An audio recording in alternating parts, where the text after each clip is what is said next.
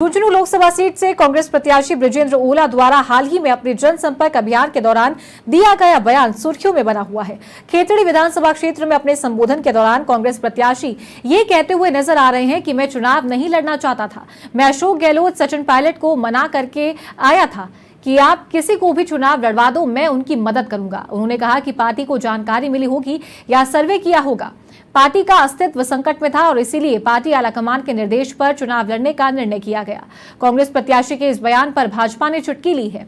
भाजपा जिला महामंत्री राजेश दहिया ने कहा कि कांग्रेस से कोई चुनाव लड़ना ही नहीं चाहता, सबको जबरदस्ती टिकट देकर खड़ा किया है।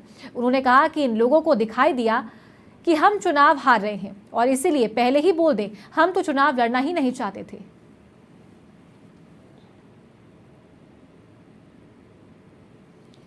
सचिन पायलट की दोनों को मैं मना करके आया कि भैया आप किसी को भी लड़ा दो, मैं उनकी मदद करूं।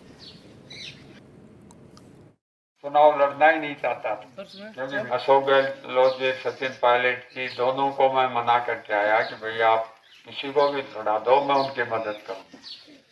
पर दोनों ने मुझे आदेश दिया, फिर हमारे अध्यक्ष महोदय ने भी आदेश दिया, हमारे रणदावा जी ने आदेश दिया। आखिरी में जो दिल्ली ने जो निर्णय किया, आपके भरोसे पर किया, चुनाव लड़ना ही नहीं चाहता क्योंकि अशोक गहलोत जी, सचिन पायलट की दोनों को मैं मना करके आया कि भैया आप किसी को भी लड़ा दो, मैं उनकी मदद